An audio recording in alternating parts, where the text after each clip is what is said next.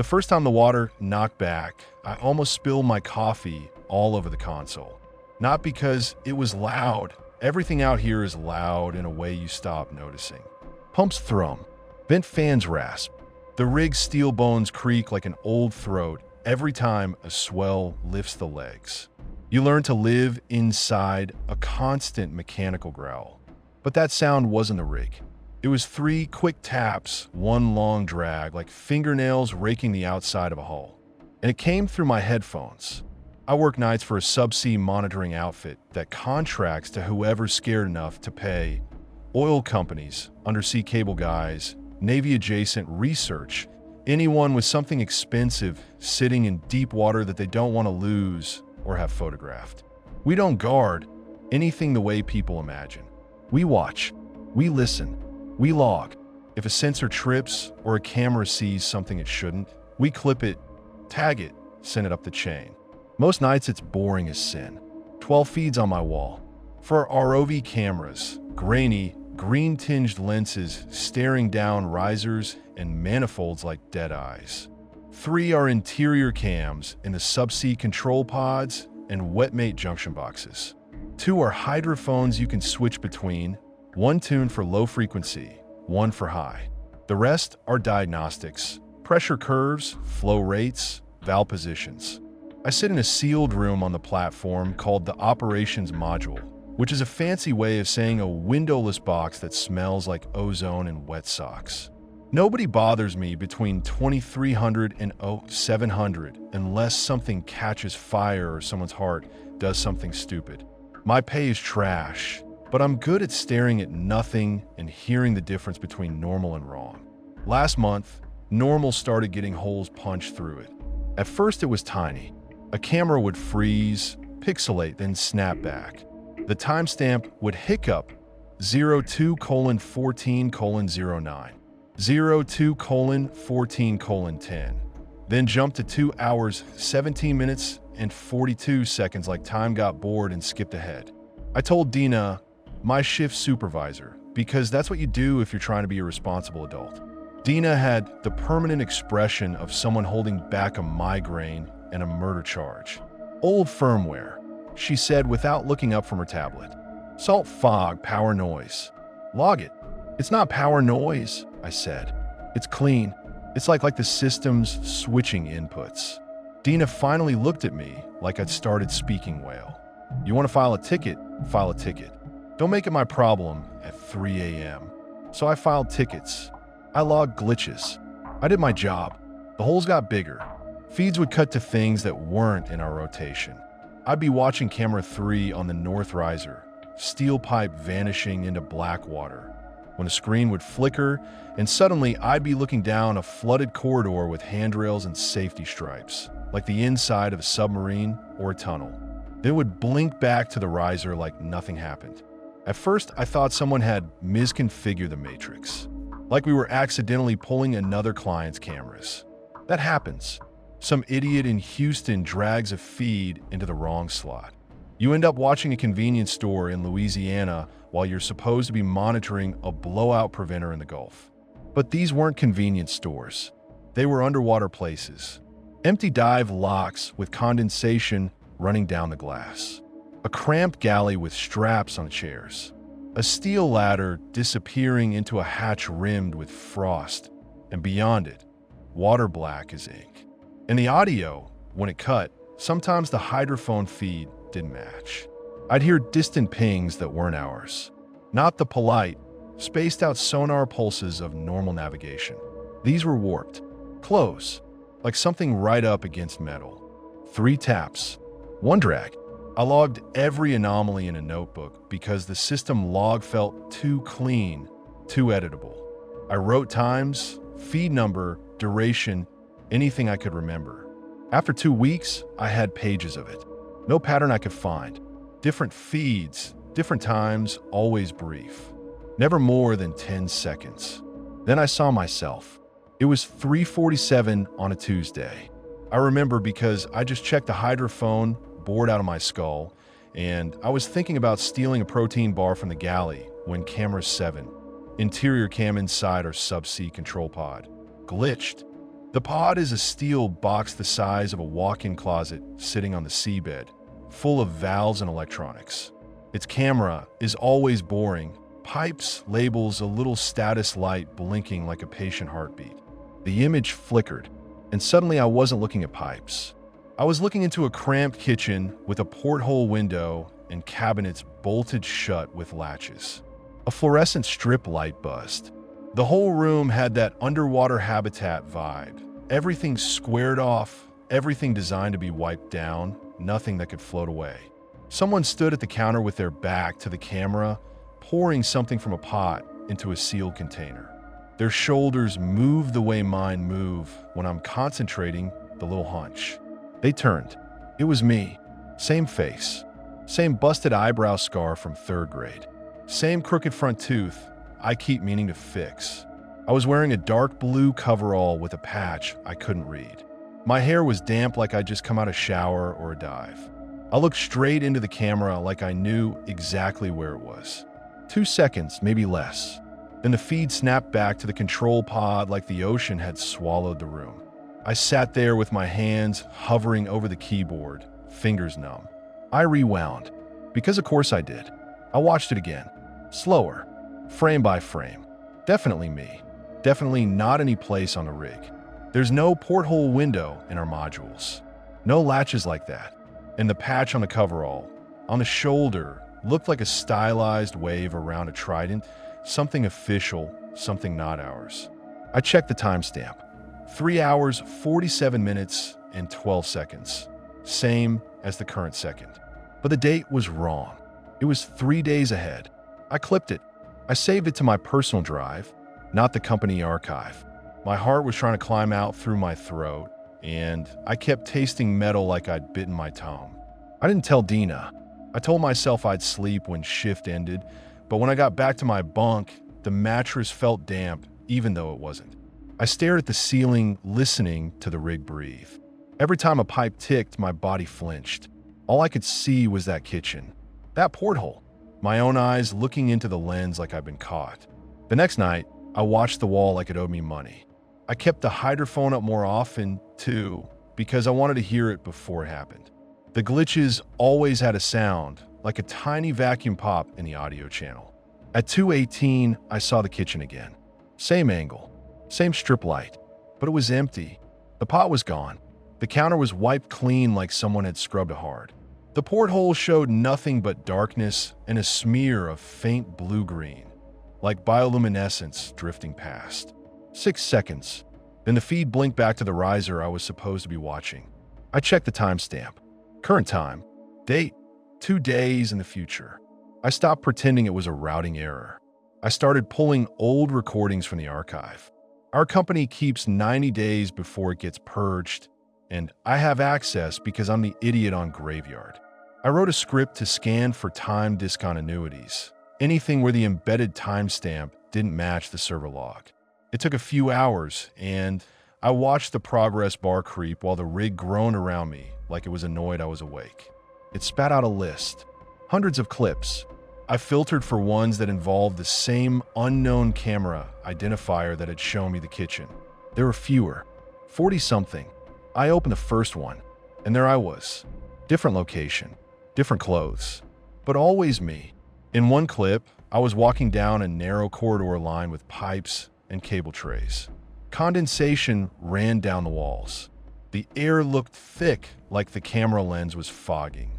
I was wearing a white t-shirt and a headset mic. The timestamp said it was recorded 8 months ago. 8 months ago, I was still working night security at a marina, chasing drunk assholes off docked yachts for minimum wage. I kept going. In another, I was sitting inside something that looked like a small submersible, tight cabin, round gauge faces, a viewport with nothing but black water outside. I had my hands on a joystick. My lips moved like I was talking, but there was no audio. The timestamp said it was recorded 5 days from now. In another, I was in a dive lock. You can tell because of the round hatch and the way the walls are studded with fittings. I was shirtless, pale under harsh light, wearing a wrist slate like saturation divers do. I looked exhausted, older, like my face had been sandblasted. That clip was dated last year. I made copies of everything I could before my palms got sweaty, and I started thinking about cameras in corners and people asking why I was pulling terabytes of archive footage at 4 a.m. I tried to find patterns, times of day, what I was doing, what I was wearing, whether the date offsets were consistent. Nothing. Past, future, sideways. The clips felt like someone had taken pieces of a life that wasn't mine and shoved them through our system like postcards. Then I found a long one. 18 minutes. Camera, identifier I didn't recognize. No client tag. No location metadata, just raw feed like it was never meant to be in our library at all. I clicked play. The image showed a small sleeping berth. Single bunk bolted to the wall. A net strap hung loose like someone hadn't bothered to secure it. A metal locker. A porthole with the shade half drawn. The camera was mounted high in the corner, looking down like an insect. I was in the bunk, asleep. Not the way you sleep in your own bed, comfortable and messy. This was a dead sleep.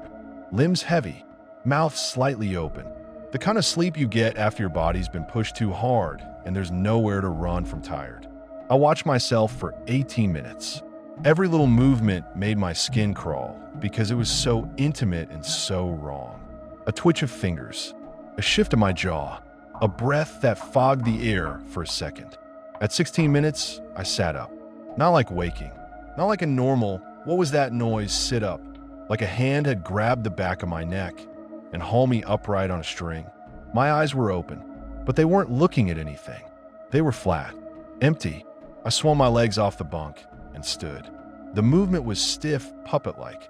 I walked to the locker, opened it, and reached into the top shelf. I took something out. The camera angle didn't show it clearly, but it looked long and narrow, like a tool. Or a syringe case. Or, I couldn't finish the thought. I walked out of frame. The room sat empty.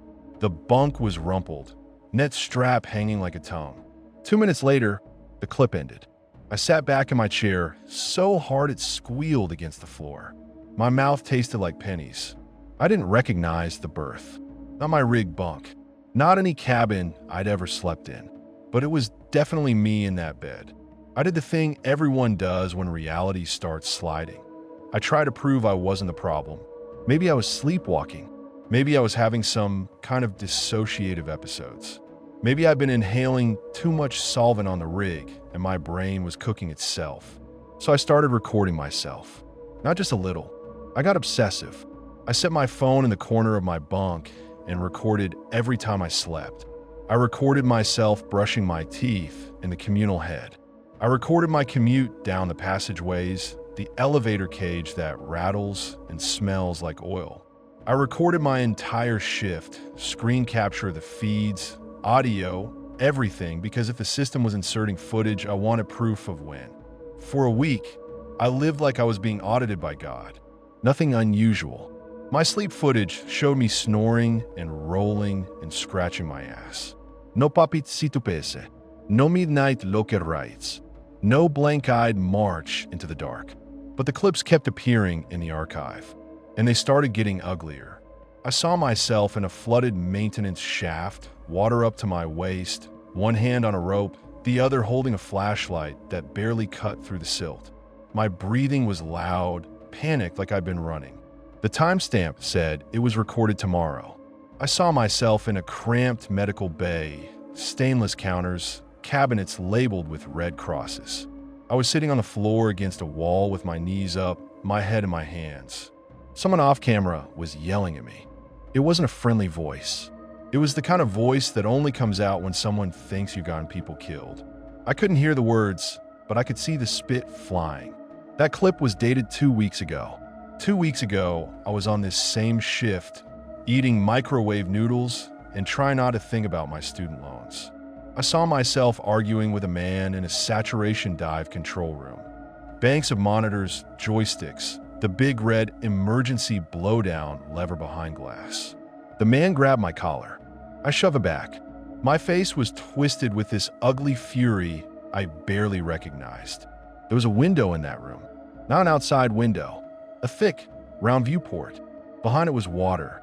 Not shallow water with light. Deep water. black water with faint strings of bioluminescence drifting like cigarette smoke. The hydrophone feed, when it glitched into those clips, always carried the same sound underneath everything. 3 taps, 1 drag, like something patient keeping time. I started sleeping in short bursts because every time I closed my eyes, I saw that birth and the way my body moved like it wasn't mine. Dina noticed. Of course she did. "You look like shit," she said one morning when she came to relieve me. Her hair was in a messy bun, her eyes red from too much coffee and too little life. "Didn't sleep?" I muttered. "Don't tell me. Tell the medic. We don't need another fall down a stairwell because you're hallucinating." "I'm not hallucinating." She snorted like I told a joke. "Buddy, you're on a platform in the middle of the goddamn ocean watching fish swim around pipes. If you start seeing mermaids, you tell me." I almost told her then. The clips, the dates, my own face in places I'd never been. But I pictured the way Dina would look at me, half annoyance, half pity, and then the paperwork, the drug test, the helicopter ride back to shore with my stuff in a trash bag. So I didn't. Instead, I got mean. It wasn't intentional. It was like fear needed somewhere to go, and my mouth became the exit. When Dina told me to just log it, again after another glitch, I snapped. "You think this is normal?" I hissed. "You think feeds just bleed into each other? You think timestamps jump into the future because of salt fog?" Dina's face hardened. "Watch your tone." "No, fuck that. Look at it." I pulled up the kitchen clip. I played it. Dina watched in silence. When the image flickered back to our boring pod, she didn't say anything for a long time. Her jaw worked like she was chewing something sharp. Finally, she said, "Where did you get that?" "The archive," I said. "It's been happening for weeks. I've got dozens." Dina's eyes flicked to the door, like she expected someone to be standing there listening. Then she leaned closer to my screen. "That's not our client tag," she murmured. "That camera ID." I know. She looked up at me, and for the first time since I'd met her, she didn't look tired. She looked scared. "Delete it," she said. "What?" "Delete it," she repeated sharper. "From your personal drive, too. Right now." My stomach dropped. "What?" Dina straightened, and the fear in her face got replaced with anger like a mask snapping on.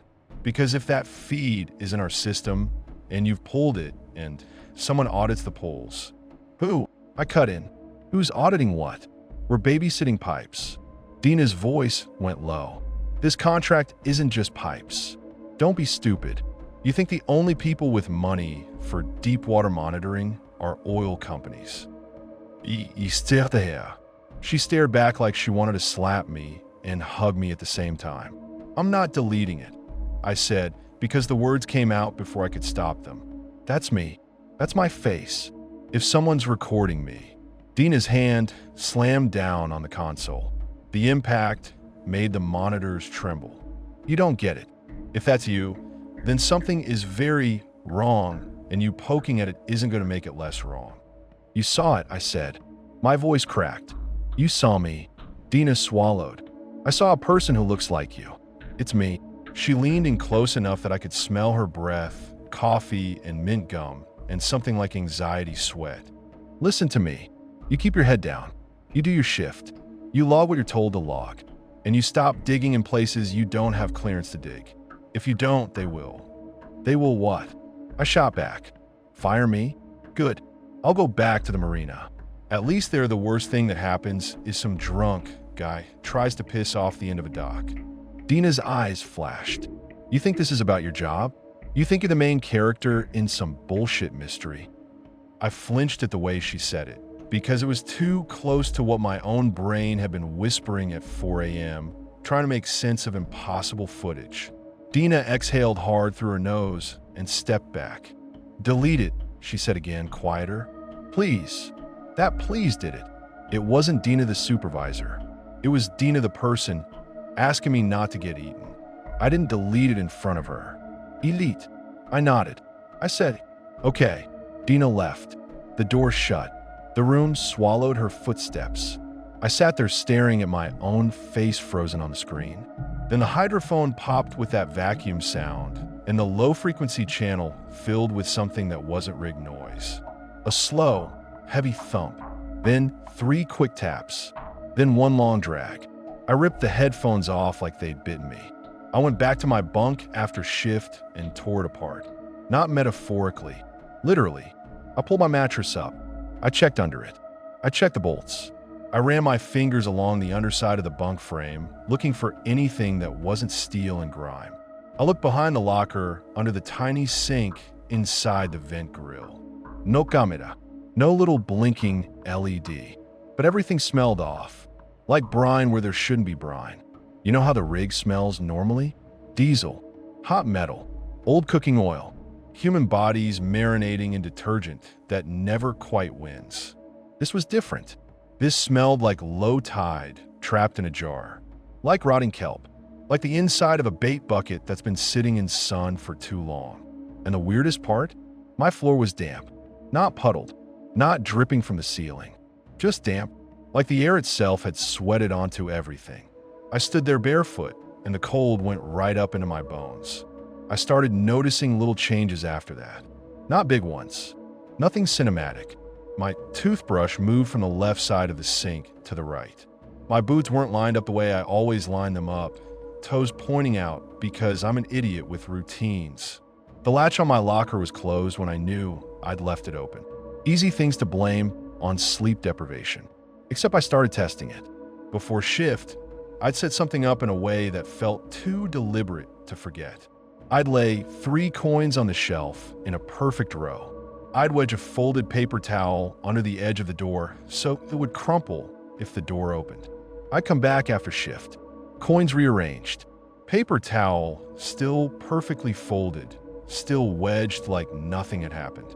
And sometimes, this is the part that makes my skin prickle even now, sometimes my bedding would feel like it had just been slept in.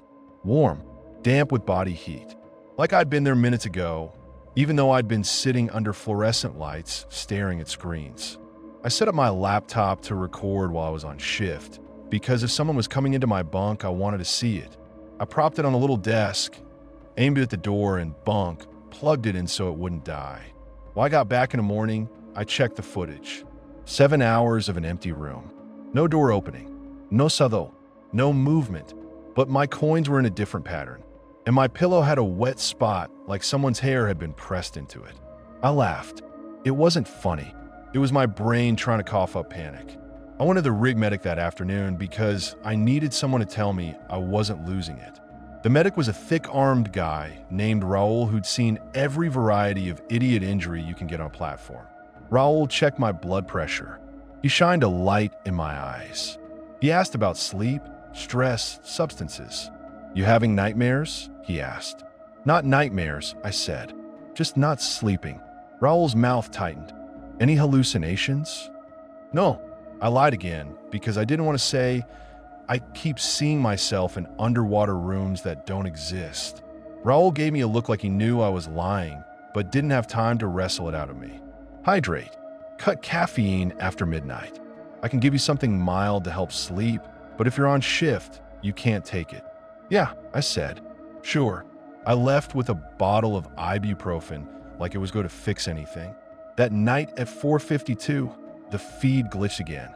Not the kitchen, not the corridor. A room I didn't recognize. Tile floor, industrial sink, stainless table with drains like a morgue slab. And there I was, lying on the table, not moving. My eyes were closed. My mouth was slightly open. My skin looked gray under harsh white light. Someone stood beside the table, half in frame. They wore thick gloves and a dark coverall. Their face was out of view, but their hands were careful, methodical. They lifted my wrist, held it, then let it drop like it was nothing.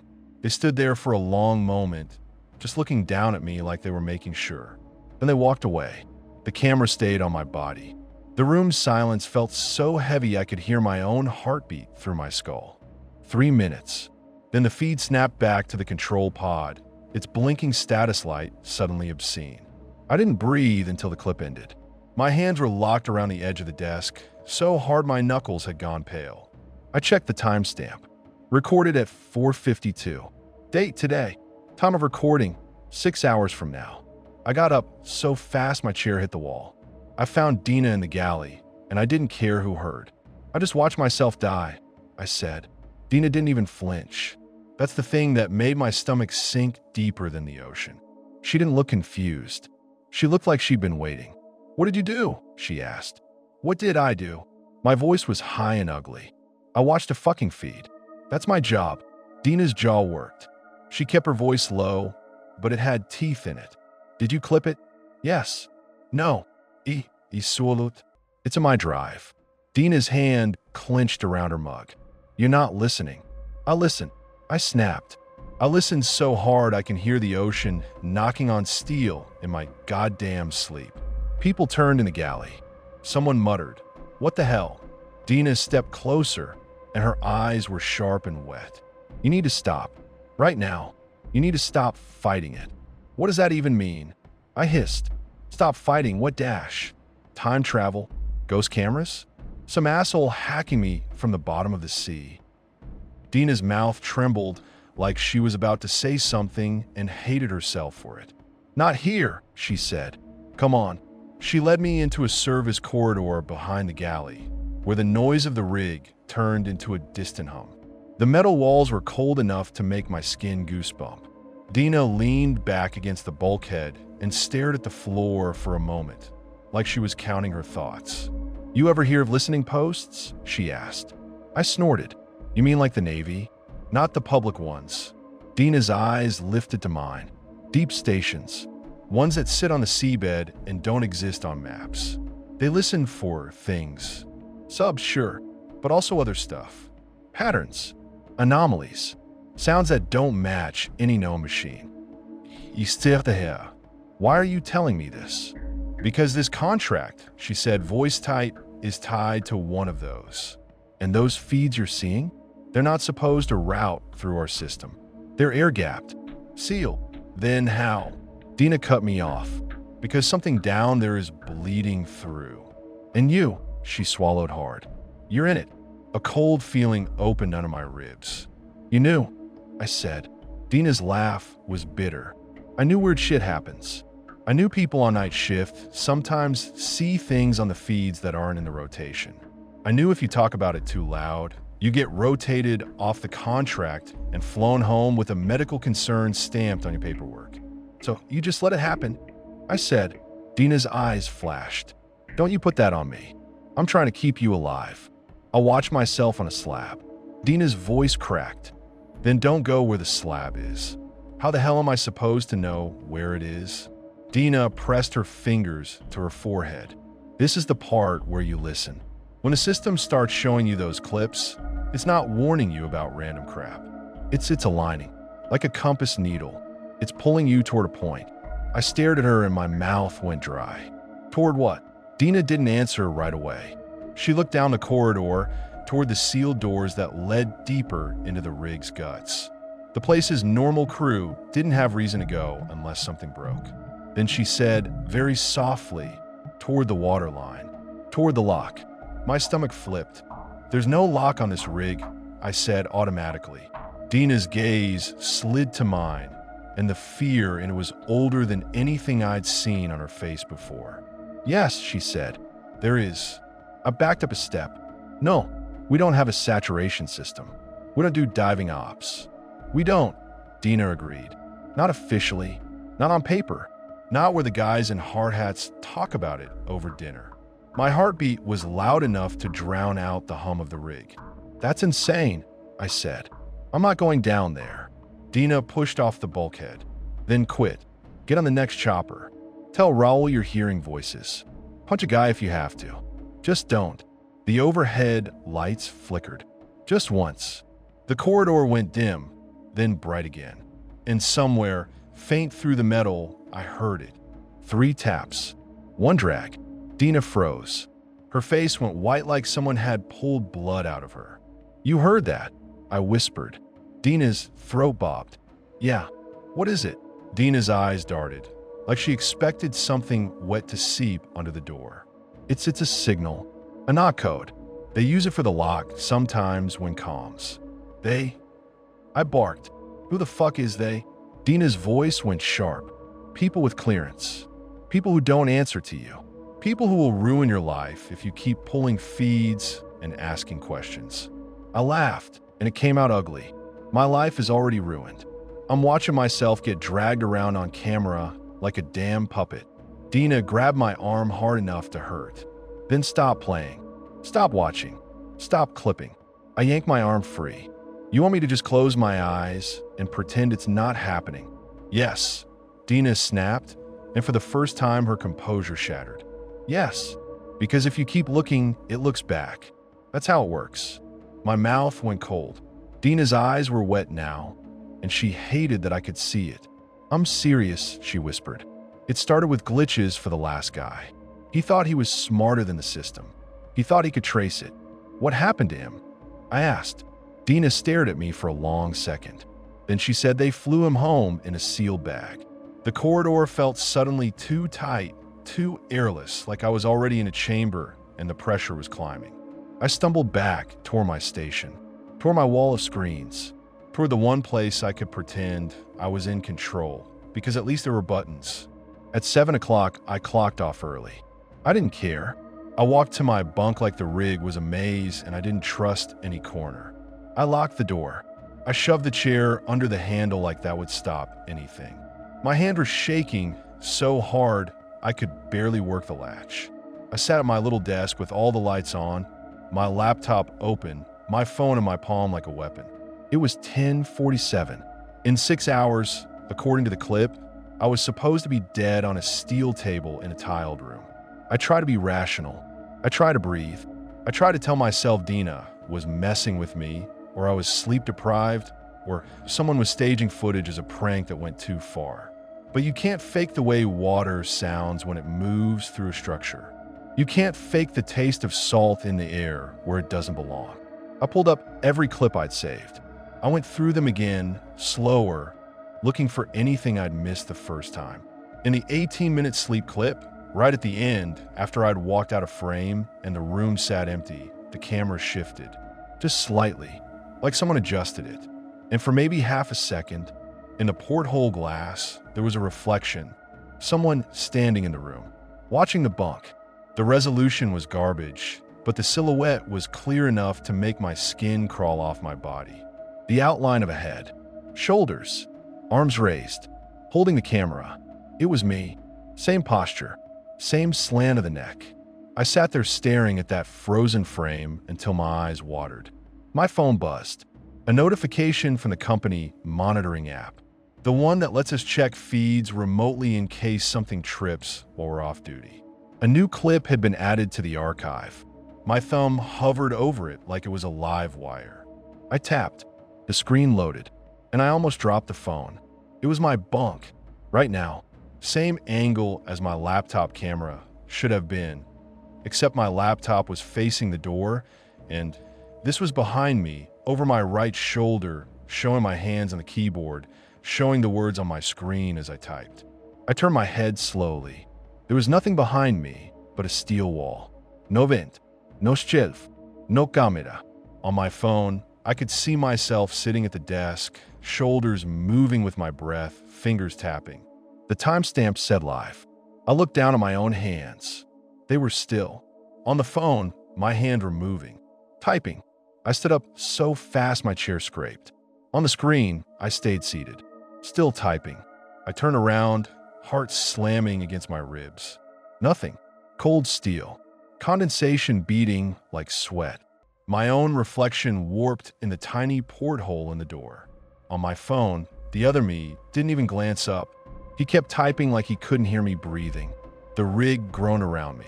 Somewhere deep in the structure, closer than it had ever sounded before, something tapped on metal. 3 quick knocks, 1 long drag, and then, so faint I almost thought it was my own pulse, another sound joined it. A soft, wet gurgle, like water moving through a pipe that wasn't supposed to have water in it. My eyes dropped to the floor. A thin line of seawater was creeping out from under my door, spreading across the metal like a living thing. I grabbed my phone so hard it hurt and backed away from the desk. On the live feed, the other me finally stopped typing. He lifted his head. and he looked straight at the camera behind him, straight at whatever was filming. Then he smiled. It wasn't my smile. I don't smile like that. It was too slow, too certain, like something that had been waiting a long time finally getting its turn. On the phone, he reached one hand out of frame, like he was picking something up, something long and narrow, the same shape I'd pulled from the locker in the sleep clip. My throat closed. I backed toward the door, slipping a little as the seawater spread. The handle was cold under my palm. Too cold. I yanked. The door didn't move. Not locked. Not jammed. Just not moving, like the rig itself had decided that door wasn't a door anymore. Behind me, the lights flickered, and on my phone, the other me stood up from the desk. He turned, slow and deliberate, like he wanted me to see every inch of it. He faced the camera now, full on. My face, my eyes, and in his hand, he held a dive knife. He lifted it, not threatening the lens, just showing it like a tool. Then he brought his other hand up and tapped the side of the knife against the desk. 3 taps, one long drag. I slid down the wall until I was sitting in the spreading cold water, my back pressed to steel, my lungs squeezing like I was already at depth. The phone buzzed again. Another notification. A new live feed. This time, it wasn't my bunk. It was a narrow corridor, lit in sickly yellow, with safety stripes on the walls and a round hatch at the end. There was a sign above the hatch. Decompression lock. Authorized personnel only. And standing in front of it, soaked to the skin, was me. Not the me in my bunk. Not the me on the phone smiling. A third me, breathing hard, looking around like he could hear something coming. He leaned toward the camera and mouthed words I couldn't hear. Then he slammed his fist against the hatch. 3 knocks. One long drag. The hatch will begin to turn by itself. The hatch will begin to turn by itself. It didn't spin fast like some movie bullshit. It moved like something heavy was thinking about it. A quarter turn. Pause. Another quarter. Metal complaining the whole way. That low groan that travels through structure and into your teeth. On my phone, the third me, soaked, panting, eyes wild, kept slamming his fist against the hatch like he was trying to beat time into place. In my bunk, the water kept creeping. It reached my heels. Cold, real seawater, tasting my skin through my socks. The air turned damp and thick, like the room was slowly becoming a lung. I stared at the door handle until my vision shimmered. I yanked again. Nothing. The chair I jammed under it shuddered, but the door might as well have been welded. I tried the emergency intercom, the little panel by the door that calls the control room. Static. Not normal static. Not bad connection static. This was wet, like someone had poured salt water into the speaker. My phone buzzed again. Another live feed. A different corridor now. Wider. Painted cinder block walls, yellow hazard stripes, deck plates slick with condensation. A sign on the wall read Module C, do not enter without clearance, and the font looked old, like it belonged on a submarine in a museum. The camera angle shifted, bobbing slightly like it was handheld. It was walking. I watched, sick, frozen, as the camera moved down the corridor toward that decompression lock. The hatch was still turning, slow, obedient. And in the reflection of a wet wall panel, for half a second, I saw the person holding the camera. My face. Not the smiling one.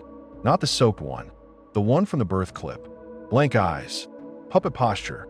He walked like he didn't feel the floor. My throat closed so hard it hurt. I tasted salt and pennies. I backed away from the door until my shoulders hit the locker. My hands fumbled for my laptop like a stupid animal clinging to a tool. I opened my own recording file, the one I'd been using to film my bunk while I slept, and scrubbed through it. It was still running, still showing the empty room from the wrong angle, behind my right shoulder, seeing my hands on the keyboard. Except my hands weren't there. The desk on the recording was occupied. By me, the smiling one. He sat exactly where I'd been sitting, shoulders hunched, fingers moving in a steady rhythm. He wasn't typing nonsense. He was typing words. Words that matched what was happening. My eyes flicked from my laptop to my phone to the sealed door. The other me on the laptop paused, like he sensed my attention. He turned his head slightly, not enough to look at the camera directly, like he was listening to something outside the room. Then he wrote a sentence I'll never forget because it felt like getting punched in the throat. "You can't outrun depth." I didn't scream. I wanted to, but there's a kind of fear that doesn't let sound out. It locks everything down so you don't waste oxygen. I grabbed my boots, shoved my feet into them without lacing properly.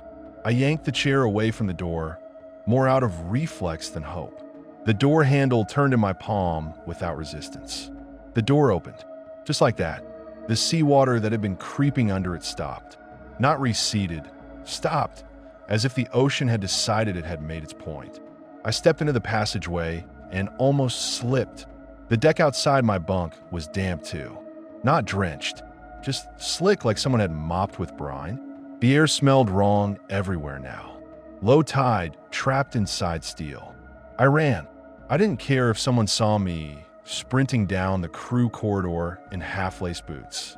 I didn't care if I got written up, flown home, sedated, whatever. I wanted light and people and doors that worked like doors. I hit the stairwell, nearly ate on the first landing, caught the railing, kept going. The rig's bones shivered around me with every step. Somewhere deeper, something knocked again, muted like it was coming from inside the walls. 3 taps, 1 drag. By the time I reached ops, my lungs burned and my throat felt raw. Dina was there, sitting at the console with her headset on, posture rigid. 2 other operators sat nearby, pretending not to listen to whatever she was dealing with. She saw me, and her face tightened like she'd been bracing for impact. "Don't," she said before I even spoke. "I'm not asking permission." I snapped, and my voice sounded insane in the bright hum of ops. "Something's in my bunk." They're the live feed of my room from inside my room. The door locked itself. Water came under it. And now theirs. Dina stood so fast her chair rolled back. "Get in the back."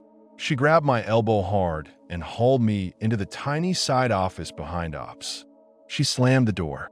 The office smelled like stale coffee and hot electronics. A single monitor on the wall showed a map of subsea assets, dots and lines and depth readings. Dina pointed at a chair like she could command me into sanity. I didn't sit. I shoved my phone in her face. "Look." Dina's eyes flicked to the live feed. The corridor. The decompression lock. The camera moving forward with that steady, dead gait. Her lips parted. "Jesus," she whispered. "So you do know?" I said. Anger came up like bile. "You fucking know what that is." Dina swallowed hard. "I know what it leads to." On the feed, the hatch will finish turning. The round hatch opened inward, slow like a mouth. Blackness yawned behind it. Not just darkness. Water darkness. That thick depth darkness that isn't the absence of light so much as the presence of something that eats it. The soaked me stumbled forward and grabbed the edge of the hatch like he was afraid it would vanish. He turned to the camera, mouth moving. I couldn't hear him. Dina's hand shook as she took my phone. "Do you have audio?" she asked. "It's live," I said, "but it's not going through my headset. It's just picture." Dina stared at the hatch. Then her face hardened. She handed my phone back and reached in her pocket for her own. She tapped a code. Her fingers moved like someone disarming a bomb. A second later, her phone buzzed and she answered without greeting. "Yeah," she said. "It's happening. He's seeing it." Her eyes stayed locked on me, like she was afraid if she blinked I'd disappear. She listened, jaw tight. Then she said, "No, we don't have that kind of time." A pause. Her throat bobbed. "Yes, I understand. I'm telling you we don't have that kind of time." She ended the call and exhaled through her nose, slow. "Who was that?" I demanded. Dina looked at the map monitor instead of me. "A man who thinks he owns this water." "You're gonna tell me what the fuck is going on?" I said, my voice cracked on the last word. "Right now, or I'm going down there myself and ripping every cable out of the wall until it stops." Dina's laugh was short and ugly. "You can't rip it out. You don't even know where out is." "I don't care," I said. I watched myself on a slab. I watched my own bunk from behind my head. I watched the hatch open like it knew my name. I'm done being polite. Dina stared at me for a long second. Then she did something that scared me more than any clip.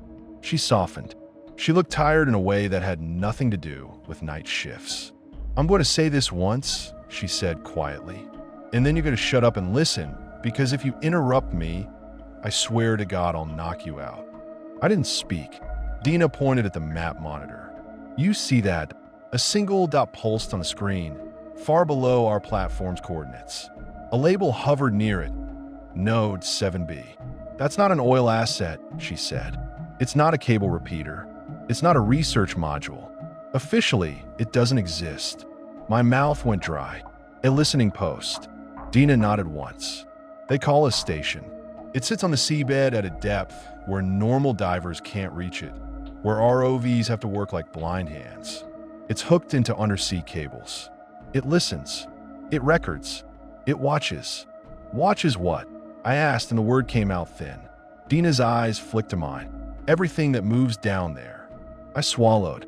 "Then why is it watching me?" Dina's jaw tightened. "Because you watched it." "That's not an answer." "It is," she snapped. "It started when you pulled those feeds, when you kept rewinding, when you kept clipping. Every time you watched it, it watched you back. That's the point of it. It's not just cameras. It's a system, a loop. You're not supposed to have access. Your brain isn't supposed to be in the circuit." My hands are shaking again. "I see if Cree." Dina's voice dropped. "They built Node 7B because something down there kept showing up on hydrophones where it shouldn't. Not whales, not subs, not tectonic noise. Something that answers." My stomach clenched. "Answers to what?" Dina stared at my phone again, at the open hatch. To attention. Outside the office door, ops hummed. People laughed at something, unaware. Somewhere a printer spat paper, like normal life still applied. I leaned toward Dina. "What is it, Dina? What's down there?" Dina's lips pressed together. For a moment, I thought she wasn't going to say it. Then she said, "Have you ever heard the ocean inside a pipe?" I blinked. "What?" "I'm not being poetic," she snapped. "I mean it. That sound when you're inside a rig, and you put your ear against a bulkhead, and you can hear water moving through steel, like the structure is hollow, and the sea is inside it. That's what they started hearing. Not on the rig, on the station. Like the water wasn't outside anymore." My skin prickled. "They thought it was a leak," Dina continued. "Then they thought it was sabotage. Then a tech started seeing reflections where there shouldn't be reflections. In screens, in portholes, in polished metal. He started seeing himself, working when he wasn't." My throat tightened. "Like me." Dina nodded. "Miserable. Like you." "What happened to him?" I asked, though I already knew I wouldn't like it. Dina's eyes went distant. "They found him inside the lock. Alive. But not right. He kept knocking on the inside of the hatch like he was trying to be let out, but he was already out. He kept saying he could hear himself outside." My stomach lurched. "And the seal bag guy?" Dina's mouth twisted. "That was later. Histoire de hair. So this is a known problem." "It's a contained problem," Dina corrected sharp. "Contained because people follow procedure. They don't keep watching. They don't keep clipping. They don't. Contain this." I cut in, waving my phone. "Tell that to the seawater in my bunk." Dina flinched. On my phone, the corridor feed showed the soaked meat stepping through the hatch. He vanished into the blackness beyond, swallowed like he'd been dragged under a surface. The camera followed. The view shifted, and for a second all I saw was darkness, then the faint glint of a handrail, then a ripple, like water moving in air. I realized, with a cold jolt, that the space beyond the hatch was flooded. A decompression lock shouldn't be flooded unless someone had intentionally flooded it, or unless the water had decided it belonged there. Dina grabbed my wrist. "Listen, there's a protocol for this. When someone gets echoed, they isolate them, they get them off platform, they scrub." "Echoed," I repeated. Dina's grip tightened. "That's what they call it. Like sonar. You send a ping out. You get something back. But sometimes you get a false echo. Sometimes the echo comes back wrong. Sometimes it comes back wearing your face. I stared at her fingers on my wrist, white-knuckled. I'm not a false echo. Dina's voice cracked. I know. Silence held between us for a heartbeat. Then she let go and turned away like she couldn't stand looking at me. They're sending someone, she said. Who? I demanded. Dina didn't answer. The office door opened without a knock. 2 men stepped in. They didn't look like rig crew. Their coveralls were clean, their boots too new. One had a shaved head and a jaw like a cinder block. The other carried himself like he'd worn a uniform most of his life, even if he wasn't wearing one now. The older one looked at me like I was a defective part. Operator, he said, like my name wasn't worth using. Dina stiffened. He's on my team. The older man's eyes flicked to her. He's a liability. My stomach went cold. I'm right here, I snapped. The shaved head guy stepped closer. He didn't threaten. He didn't have to. His presence was a wall. The older man nodded at my phone in my hand. You've been making unauthorized pulls from restricted feeds. Because I'm on them, I said. Because someone is filming me inside my own room. The older man's expression didn't change. You're experiencing stress-induced perceptual issues. I laughed, sharp and incredulous. Perceptual issues? There's seawater in my bunk. The older man looked at Dina. Is there? Dina's mouth tightened. Yes. The older man didn't even blink. Then isolate the compartment. Drain, sanitize, replace. Replace what? I snapped. My fucking bunk. The older man's eyes returned to me. Replace the operator. The words hit like a fist. Dina stepped between us. No. The older man's gaze stayed flat. He will be sedated and transported off-platform for medical evaluation. That's kidnapping, I said, and my voice shook. You can't. The shaved-head guy's hand moved, and I saw then the small syringe-like device in his palm. Not a needle, one of those injector pens that punches medication through skin. My heart hammered. Get away from me. Dina's voice rose. You do not have the authority. The older man cut her off. I have all the authority I need. My brain went hot with panic. I backed up, bumping the desk. I grabbed the nearest thing I could, Dina's coffee mug, and held it like it could save me. The shaved head guy took another step, calm, patient, and then the lights in the office flickered. Once, twice. On the map monitor, node 7B pulsed brighter, like it had Herd's name. From somewhere deep in the rig, metal complained. 3 taps. 1 drag. The older man's eyes narrowed, and for the first time he looked unsettled. Dina's head snapped toward the door, like she'd heard something else. What? I demanded. Dina's voice was barely a whisper. The lock. The older man swore under his breath. My phone buzzed again. A new feed. A camera angle from inside the decompression lock. Water sloshed in the frame, dark and thick, with bubbles rising slowly like the place was breathing. And floating in that water, hair drifting, eyes open, was me. Not dead, not limp, just suspended like a diver, neutrally buoyant, staring straight into the lens with the same blank eyes from the sleep clip. He opened his mouth. Bubbles crawled out like silver insects. And even through the silent feed, I knew exactly what he was doing. He was knocking. The sound came through the walls, not the phone. 3 taps. 1 drag. The shaved head guy moved fast then, like his training took over. We need to secure. The office door slammed shut on its own. Hard. The room shook. All 3 of us froze. The handle rattled like someone had grabbed it from the outside and yanked, but there was no one there. Then the handle turned. Slowly, like something with all the time in the world. The door opened inward. No one stood in the doorway, but the corridor beyond looked wrong. Not lit by the usual fluorescent strip lights. It was dim, like the lights were underwater. Shadows drifted across the walls in slow waves. And the smell that rolled in wasn't rig air. It was deep water, brine and cold, and something old, like rust that had been soaking for decades. The older man stepped back without meaning to. His confidence cracked for half a second. Dina whispered my name. I couldn't move. My legs didn't trust the floor. Something stepped into the doorway. Not visible like a person, Not a monster with teeth and claws. It was a distortion, like heat shimmer, except cold. Like air bending around an invisible shape. The corridor wall behind it warped, and for a moment, in that warped space, I saw a porthole window and black water beyond. Then I saw my own face. Not on a screen, not in a reflection, in the distortion itself, like it was wearing my features as a mask.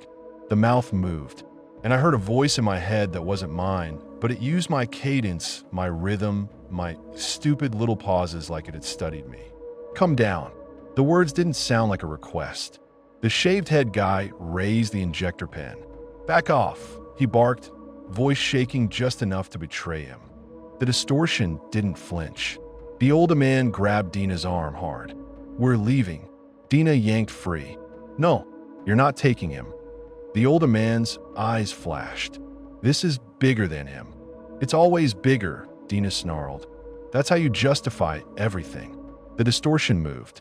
Not stepping, sliding. It glided into the office, and the air around it went damp. The temperature dropped fast enough to make my breath fog. My skin prickled like I just stepped into cold water. The older man's hand went to his belt like he expected a gun to solve an ocean. The distortion stopped in front of me, and I felt, this is the only way I can describe it, a pressure in my skull, like depth pressing on my sinuses, like my ears needed to equalize. My nose burned. My vision tunneled. For a second, I thought I was going to pass out. Then the pressure released, and I could breathe again, but something had changed. The wall behind the distortion wasn't the office wall anymore. It was a corridor, a narrow steel corridor with handrails and safety stripes, lit in sickly yellow. The decompression lock hatch at the end, and on the floor near the hatch, seawater pooled as if the ocean had spilled in and refused to leave. Dina's voice sounded far away. Don't. The older man lunged forward, grabbed my arm, and everything went sideways. The office vanished. The hum of ops vanished. The smell of coffee vanished. I staggered, almost fell, and caught myself on a handrail that was slick with condensation. My boots splashed. Seawater. Real seawater, ankle deep. We were in the corridor from the feed. The older man stood beside me, face pale, breathing hard like he'd just run a mile. Dina wasn't there. The shaved head guy wasn't there. The office wasn't there. Only the corridor, the lock, and the sound of water moving where it shouldn't. The older man swore, low and violent. What the hell did you do? Me? My mind screamed, like I'd asked to get yanked into a hallway that didn't exist. I tried the nearest door. It was a steel hatch with a wheel. It wouldn't budge. The older man slapped a panel on the wall, an intercom, a keypad, something. It was dead. His eyes cut to me. You're coming with me. I'm not doing anything you say. I snapped back, and my voice echoed weirdly, like the corridor was too hollow. Where are we? The older man's jaw clenched. On the wrong side. The lock hatch at the end of the corridor creaked. The wheel began to turn by itself again. Slow, patient. The older man's face tightened. We have to get out before it opens. Before what opens? I shouted. He ignored me and ran toward the hatch. I followed because what else do you do? Stand in seawater and argue with a man who looks like he's about to piss himself? Halfway down the corridor, the temperature dropped again. My ears popped. That pressure sensation came back, squeezing my skull. The older man staggered, grabbed the rail. Equalize, he gasped through clenched teeth like he'd done this before. Equalize, I barked. We're not underwater. He looked at me with raw, terrified anger. Are you sure? The hatch will finish turning. The round hatch swung open, and black water rolled out like smoke. Not pouring like a flood, rolling, slow, heavy, like the corridor itself was filling with depth. The water didn't behave like water. It clung to the edges of the hatch, thick, viscous, as if it had a skin. The older man stopped dead. In the black water, something glimmered. A faint blue-green thread, drifting, curling like bioluminescent plankton. Then another. Then a pattern. Lines of light weaving in slow spirals like writing. My stomach turned. It was beautiful in the way lightning is beautiful right before it kills you. The older man whispered, "No." From the black, a shape emerged. Not a fish, not a person, a face. My face.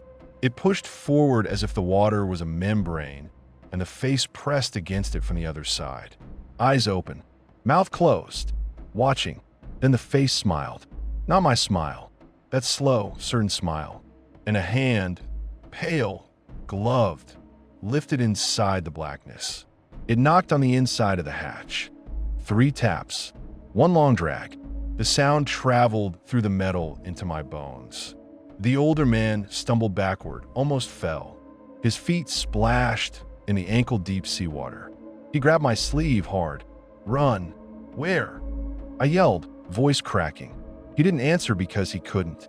The corridor behind us stretched into dimness. Doors sealed, panels dead. No way out but the corridor itself, and the lock was the only thing that had moved. The face in the black water opened its mouth. No vabis, no water rush, just darkness. And from that mouth, a sound came, faint at first, then rising. Not a roar, a chorus, a layered hum like hydrophones picking up 1,000 distant engines. Except it wasn't engines. It had a rhythm. It had intention. My ears rang. My teeth vibrated. The older man screamed something. I couldn't hear it over the hum. The corridor lights flickered in time with the sound. My vision blurred. In the flicker, I saw other corridors branching off that hadn't been there a second ago. I saw a galley. I saw a sleeping berth. I saw a medical room with a steel table. Each flicker was a different place, like the corridor couldn't decide what it was. And in each flicker, I saw myself. In the galley, pouring from a pot. In the berth, sitting up like a puppet. In the medical room, lying still. All of them turned toward me at once. All of them smiling that slow smile. The older man let go of my sleeve and ran straight toward the open hatch. I thought he'd lost his mind. Then I realized what he was doing. He'd rather go into the black water than stay in the corridor with me. He leapt. His body hit the threshold and vanished like he'd been pulled through a curtain. The black water rippled. The bioluminescent thread swirled. And the hatch began to close. Not by itself now. Not politely. It slammed like a jaw. I lunged forward on instinct, trying to catch it, trying to stop it closing, because that was the only moving thing in a world suddenly frozen. My hands hit the edge. Cold bit through my palms. The hatch stopped an inch from sealing completely, held by my fingers. The pressure in my skull doubled. My ears screamed. My nose started bleeding. The black water pressed against the hatch from the other side like it wanted in, or wanted me through. I screamed, raw, not words. And in that scream, I felt something inside my head shift. Like a gear catching. The hatch jerked open, not because of my strength, because something from the other side pulled it. I was yanked forward. My feet left the flooded deck. Cold swallowed my legs, my waist, my chest like I'd stepped off a dock into winter ocean. I expected drowning. I expected the shock of water in my lungs. Instead, for half a heartbeat, there was no water. There was thickness, like gel, like being pushed through a membrane. Then I fell, not down, through.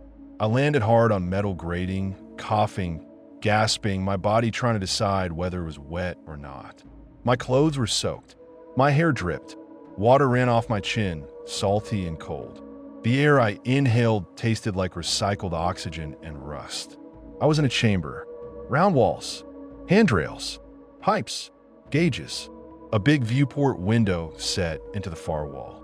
Beyond the viewport was black water. Deep water.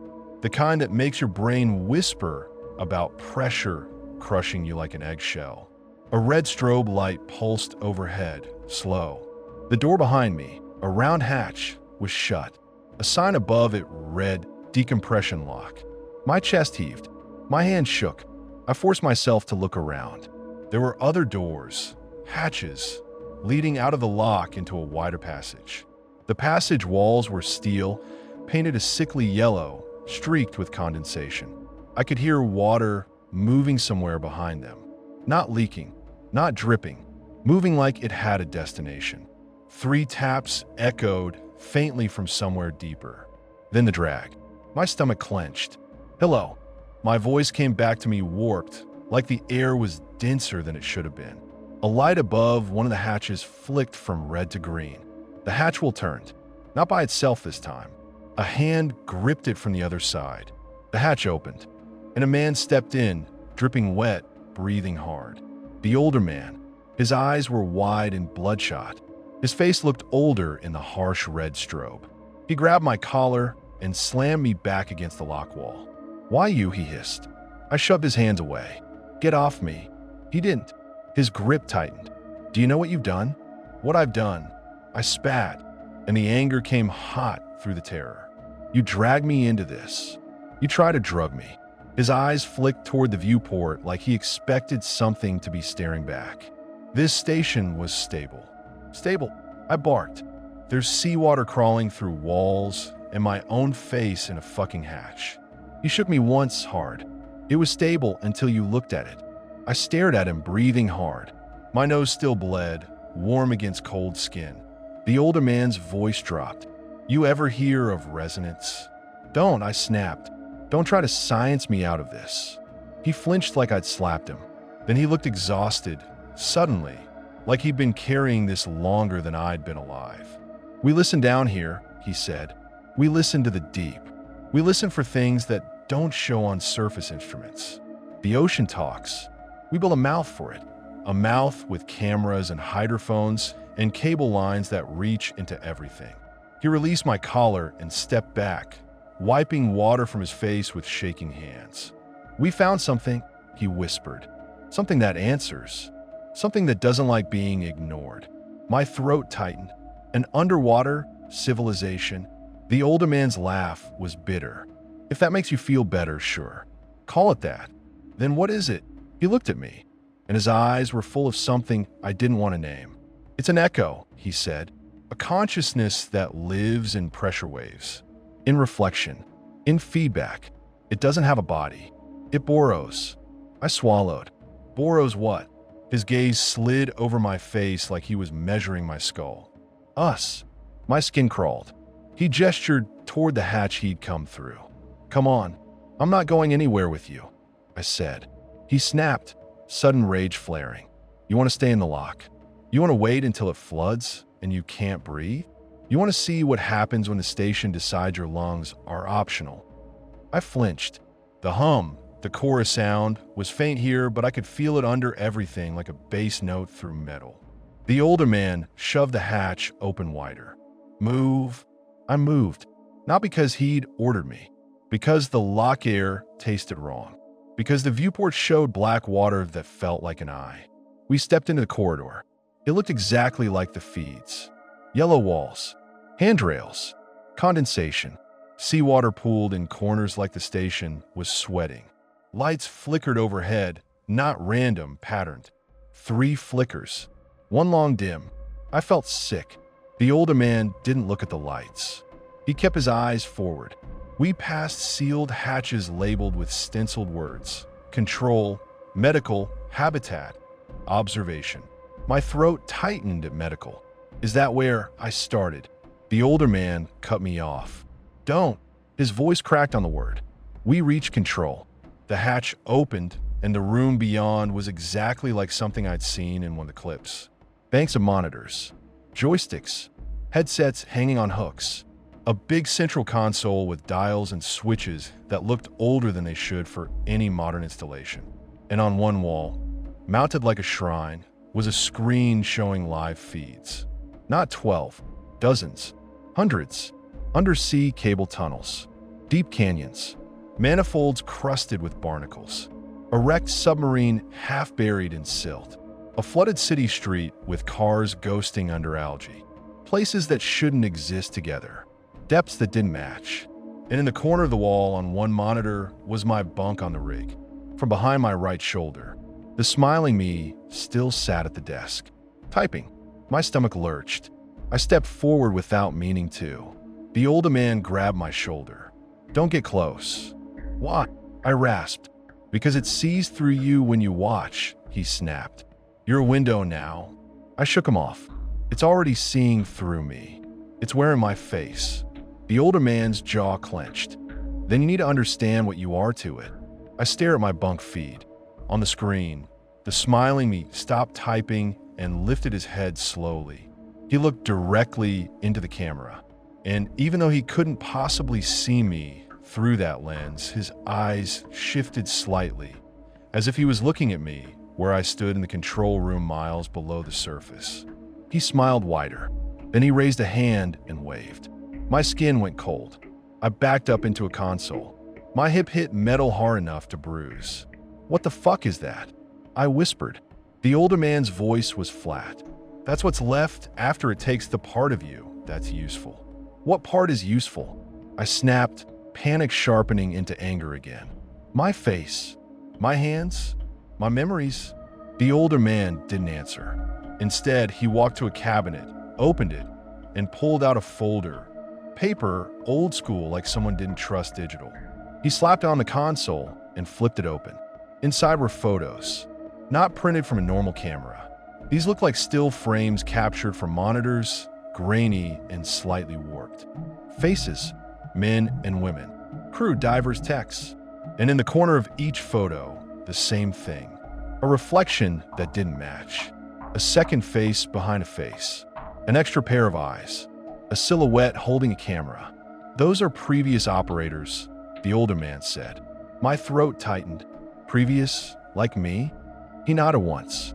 "They were assigned to monitor anomalies. The station liked them. It likes attention. It likes patterns. It likes people who look too long."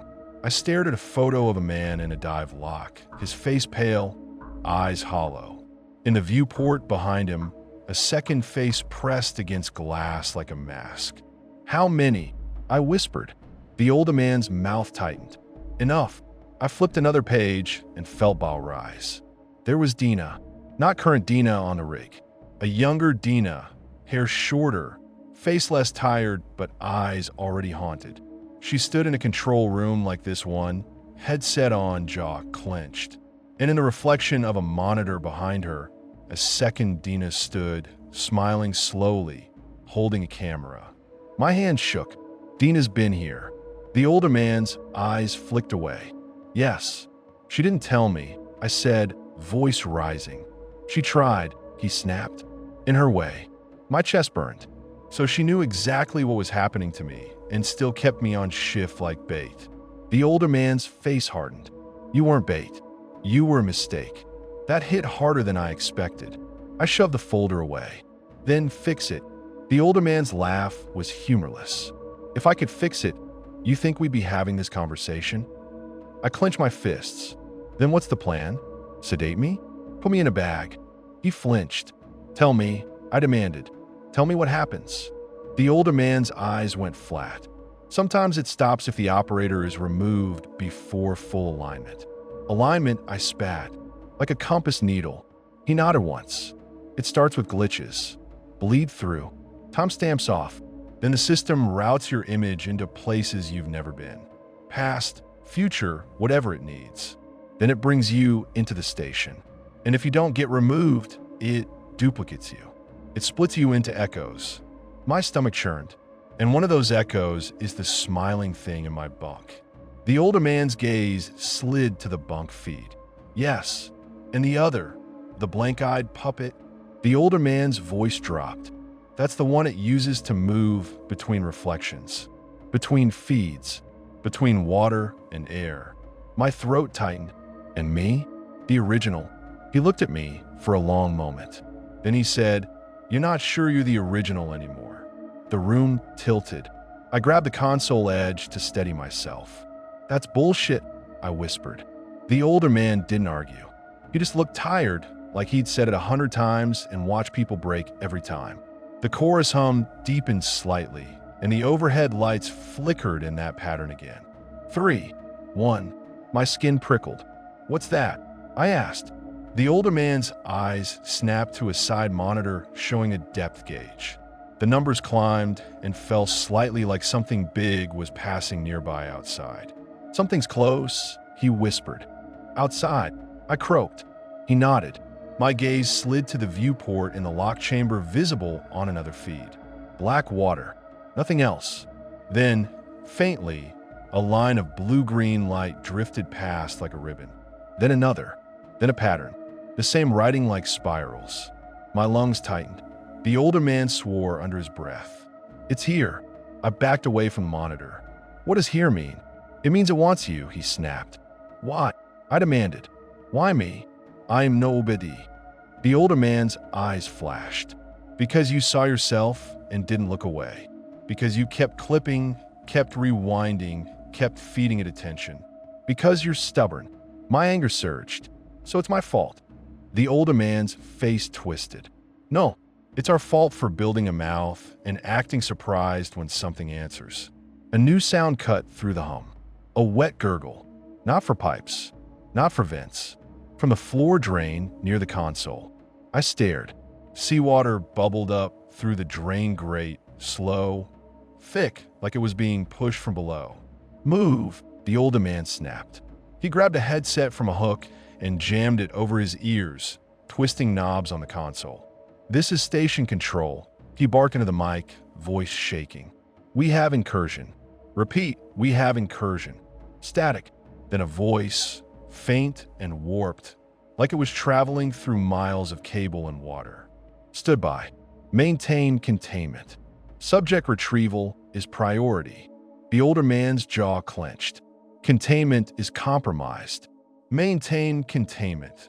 The voice repeated colder. The older man ripped the headset off and threw it. It hit the console with a clatter. "Fuck you," he hissed. I stared at him. "You're panicking. That doesn't make me feel great." He rounded on me. "You think I'm afraid of dying? I'm afraid of what comes after you stop dying." My stomach dropped. The seawater at the drain rose faster, spreading across the deck in a thin sheen. The lights dimmed long. The hum deepened, and from somewhere in the station, down the corridor, behind sealed hatches, I heard footsteps. Vet footsteps. Bare feet slapping on metal grating. Slow, even, coming closer. 3 taps echoed again, but louder now, like the station itself was knocking from the inside. The older man grabbed my arm. "We're going to observation." "Why?" I demanded, pulling away. "Because that's where the core feed router is," he snapped. "If we can sever the loop, maybe you stop being a window." My heart hammered. "And if we can't?" He didn't answer. We ran. The corridor outside control felt longer now, like the station had stretched it. The lights flickered in that pattern, and each flicker showed me a different place for a split second. My bunk, the kitchen, the medical room, the dive lock. 1,000 versions of steel corridors layered on each other like a stack of bad memories. Wet footsteps followed us, always just out of sight. I glanced back once and saw a figure at the far end of the corridor. My shape, my shoulders, my face turned away. He walked with that puppet stiffness, arms slightly out like a sleepwalker. And behind him, in the air, the distortion shimmered like cold heat. I turned forward and ran harder. The older man shoved open the observation hatch. We spilled into a chamber that made my stomach twist. It was a dome, a wide room with a curved ceiling, lined with monitors and equipment, but the center was dominated by a single massive viewport, thick glass, bolted frame, like a submarine window scaled up. Beyond the glass was black water, and suspended in that black water, close enough to see clearly, was something like a structure. At first my brain wanted to call it rock. Then it moved slightly, and I realized it wasn't rock. It was a cluster, a mass of shapes like columns, ridges, and plates, all interlocked. Barnacle-like growths the size of cars. Threads of bioluminescence weaving between them in patterns that looked like circuitry. It wasn't attached to the seabed. It floated, held in place by nothing visible. And in its surface I saw faces. Not carved, not sculpted, pressed. Human faces. Thousands of them. Some looked like they were screaming. Some looked asleep. Some looked serene, like they'd accepted something. My knees went weak. "What is that?" I whispered. The older man's voice was hoarse. "That's what answers." My mouth went dry. Those faces. Echoes, he said. People who aligned fully. People who became part of the pattern. I stepped closer to the viewport without meaning to, like my body wanted to check if it was real. The older man grabbed my shoulder and yanked me back hard. Don't, he snapped. It's not just looking. It's listening through your eyes. I jerked away, trembling. How is it here? That thing should be miles away. The older man's laugh was broken. Do you think the station sits in one place? Do you think the ocean cares about our maps? The dome's monitors flickered. One of them showed a sonar display, concentric rings, pings radiating out. The return signature on the screen was wrong. Too close, too big, a massive shape filling the field. And in the middle of the sonar, a smaller signature pulsed. A human-sized one, marked with a label, subject. I stared at the word. That's me, I whispered. The older man's eyes flicked to the label. Yes. He moved to a console and began flipping switches, fingers trembling but practiced. What are you doing? I demanded. Severing the uplink, he said. Cutting the station from the cable network. If it can't route feeds through the surface, maybe it loses its reach. And we're still inside, I said. He didn't look at me. We're already inside. The wet footsteps reached the observation hatch. The wheel turned slowly. The older man's hands moved faster. The hatch opened. The puppet me stepped in. He was soaked to the skin, water dripping off his hair and chin like he'd just surfaced. His eyes were open but dead, like the sleep clip. His mouth hung slightly open. Behind him, the cold shimmer distortion slid into the doorway. The puppet me lifted his hand. In his palm was the dive knife. He held it out, offering it to me, like a gift. Like a ritual. My stomach heaved. The older man spun from the console, grabbed a wrench from a tool rack, and stepped in front of me like he was going to fight my own face with plumbing. Get the hell out, he shouted. The puppet me blinked once. Then he smiled. Slow, certain. He shook his head, like the older man had made a childish request. Then the puppet me raised the knife and tapped it against the hatch frame. 3 taps. 1 drag. The distortion behind him rippled, and the black water beyond the viewport seemed to ripple in response. The mass outside the window pulsed faintly with blue-green light, like a giant organism breathing. The older man swung the wrench. It passed through the puppet me like the air had turned into water. The puppet's face didn't even flinch. The older man's eyes went wide. The puppet me stepped forward and placed the knife gently in the older man's hand, wrapping his fingers around it like guiding a child. Then the puppet me leaned close to the older man's ear. His lips moved. No sound in the room, but I heard the words inside my head, delivered in my voice with perfect familiarity. Cut the cable. The older man's face crumpled. He shook his head violently, like he was trying to dislodge something. I'm not doing your job for you, he rasped. The puppet me tilted his head, curious. Then his eyes shifted to me. The pressure sensation slammed into my skull again. My ears screamed. My vision tunneled. The puppet me lifted his free hand and pointed at the viewport. I didn't want to look. My body did anyway, like the pressure was turning my neck. Outside the glass, one of the faces in the mass, one of the pressed human faces, opened its eyes. And those eyes were mine. My breath left me in a broken sound. The face outside the glass smiled. Slow, certain. The hum, the chorus, rose until the dome vibrated. The older man screamed and slammed the wrench down on the console, cracking plastic, sparks spitting.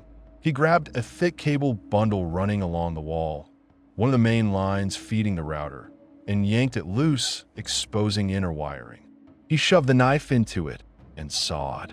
Teeth bared, desperate. Sparks flew. The monitors flickered wildly. On one screen, my bunk feed glitched. The smiling me froze mid-typing, his smile twitching like a broken animation. The older man kept cutting. Come on, he snarled. Come on, you fuck. The puppet me stepped forward and placed his hand on the older man's shoulder, gentle. The older man stiffened as if electrocuted. His eyes rolled back slightly. He stopped cutting. He straightened slowly, knife still in his hand. I stared at him, horrified. "Don't." The older man turned to me. His eyes were mine. Not literally my eyes, his eyes, but the expression in them was the same blank, flat stare the puppet me had. His mouth curved. Slow, certain. My stomach dropped through the floor. The older man raised the knife. Not at me, at his own throat.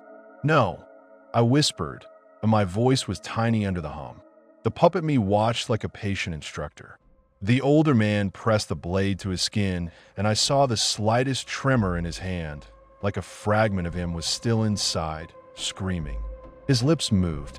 I heard his real voice then, faint and broken, like a radio signal drowning. "Don't look too long." Then he pulled. Blood sprayed in a hot arc across cold metal. He fell. The knife clattered. The hum dipped for a heartbeat like it had been fed. I screamed then. I couldn't help it. I stumbled back, slipping on blood mixed with seawater. The puppet me didn't flinch. He stepped over the older man's body with casual care. The distortion slid closer, filling the room with damp cold. The puppet me picked up the knife, wiped it on his sleeve like a habit, and held it out to me again. My hands shook so hard I couldn't lift them. "I'm not you," I rasped. The puppet me's mouth moved. This time the words came out loud.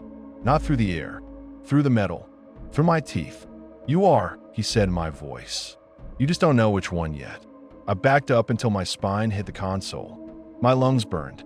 My head throbbed like I was too deep, like my blood was full of nitrogen. "Dina," I whispered, like saying her name could anchor me to the surface. "Dina's up there." The puppet me smiled. "Dina's down here too." The monitors flickered, and for half a second, one of them showed Dina in a corridor, soaked, pounding on a hatch, mouth moving in silent fury. Then it flickered again, and Dina was in ops on the rig, headset on, face pale. Then again, Dina was in my bunk, sitting at my desk, typing. My brain couldn't hold it. Reality slid like oil on water. The puppet me stepped closer. He smelled like brine and cold steel. He leaned in until his forehead almost touched mine. "I showed you," he whispered. "I gave you clips. I gave you dates. I gave you warnings. You kept watching." My eyes burned. "Because it was me." He nodded. "Because it was you."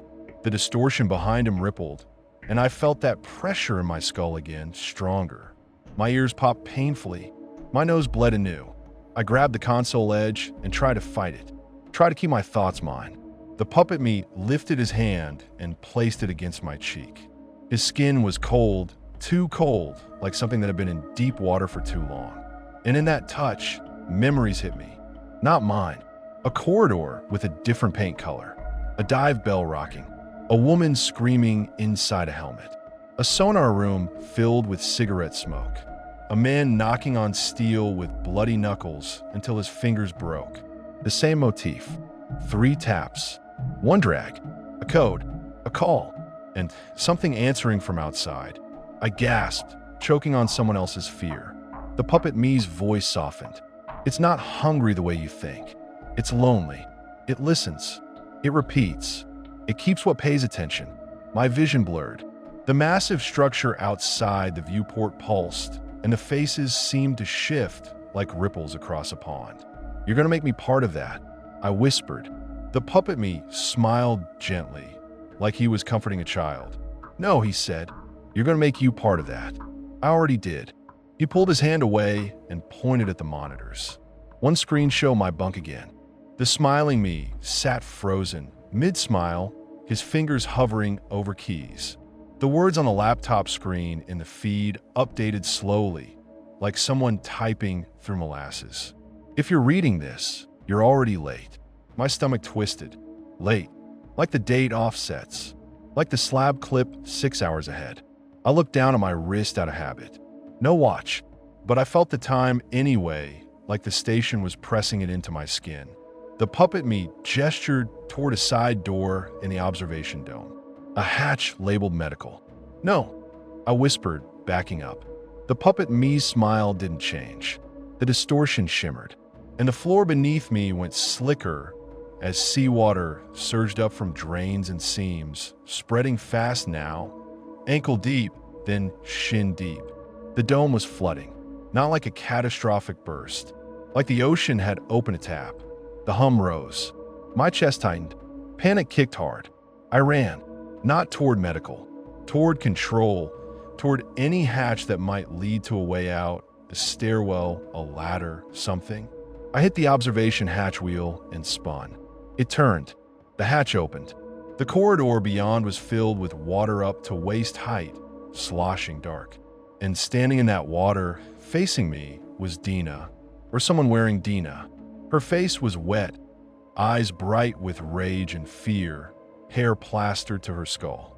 "Get away from him," she screamed, voice real, voice in air, not in my head. I froze, stunned at hearing a familiar voice that sounded like an actual person again. Dina shoved past me into the dome. She had a wrench in her hand like a weapon. Her boots splashed. Her eyes locked on the puppet me. "Fuck you," she snarled. The puppet me turned his head slowly, curious. Dina didn't hesitate. She swung the wrench at his face. It connected. This time it didn't pass through. The impact made a wet crack like bone under pressure. The puppet me's head snapped to the side. His smile didn't fade, but his cheek split and seawater poured out instead of blood. My stomach rolled. Dina grabbed my collar and yanked me back. "Move," she shouted. "Move right now." I stumbled backward into the corridor, water sloshing around my thighs. "Dina," I gasped. "No talking," she snapped. "You talk later, you breathe later, you move now." Behind us, the dome lights flickered wildly. The hum surged. The puppet me's voice followed us, calm, intimate, like he was walking right beside my ear.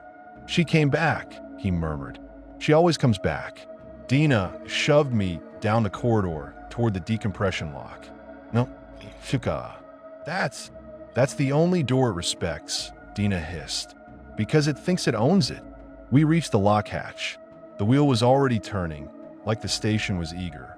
Dina slammed her palm against the hatch. "Open, you bastard." The wheel spun faster. The hatch cracked open. Blackness breathed from within. Dina didn't hesitate. She shoved me toward it. I fought her then. I grabbed the handrail. I dug my boots into the wet deck. "No," I yelled. "I'm not going back in there." Dina's eyes flashed. "You're already in it. This is the only way out." "Out to where?" I screamed. Her face tightened, and for a second her mask slipped, showing raw terror underneath. "Out to the surface," she said. "Or out of yourself. Pick one." The pressure in my skull hit hard, like the station had heard her and didn't like the choice. My ears popped painfully. My vision shimmered. The corridor flickered, and for a split second, I wasn't standing waist deep in seawater. I was standing in my bunk dry, staring at my desk. And I saw myself sitting there, typing. Then it flickered again, and I was back. Dina shoved me, harder. "Go!" The blackness inside the lock shifted, and a hand reached out. Not Dina's. My hand. Gloved. Pale. It grabbed my forearm with impossible strength. Cold shot on my arm like liquid ice. I screamed and tried to pull back. Dina grabbed my other arm and yanked the opposite way, teeth bared. "Let him go," she snarled at the blackness like it was a person. The blackness tightened. My arm felt like it was being pulled from its socket. The puppet me's voice whispered. Amused. Tug of war. Dina suddenly did something I didn't expect. She let go of me. Not because she gave up, because she shifted. She lunged forward and shoved her entire body into the lock opening, shoulder first, jamming herself between me and the grabbing hand. The blackness swallowed her up to the waist. Dina screamed, not in fear, in fury, and hammered the wrench down into whatever was holding me. The grip on my forearm loosened for half a second. "Run!" Dina screamed. I staggered backward, water sloshing, heart trying to break my ribs. Dina was still wedged in the hatch, fighting something I couldn't see. Her face twisted, eyes wide. "Go!" she shrieked again, voice cracking. I turned and ran down the corridor away from the lock. Away from her. I hated myself for it, even as my legs moved. The corridor stretched, flickered, shifted. Doors appeared and vanished. The lights pulsed in that 3-1 rhythm. Wet footsteps followed, faster now. Behind me, Dina screamed one last time. Then her voice cut off like someone had closed the door. The hum deepened, satisfied. I ran until my lungs tore. I burst into control again, slipping, nearly falling, catching myself on a console. The monitor wall still showed feeds, dozens of them, all flickering now. And in one feed, I saw the medical room. Tile floor, industrial sink, steel table, and Dina lay on it, soaked, eyes open, not moving. Someone in gloves stood over her. The puppet me. He checked her wrist. Then he looked up at the camera and smiled. Slow, certain. My chest convulsed, and a sound came out of me that wasn't a sob and wasn't a scream. It was something in between, something broken. I slammed my fist into the console. Sparks spat. A monitor went black. I grabbed a headset and jammed it on, hands shaking and spun knobs until the hydrophone channel screamed into my ears. Static, then pings. Distant sonar pings that didn't match any pattern I knew.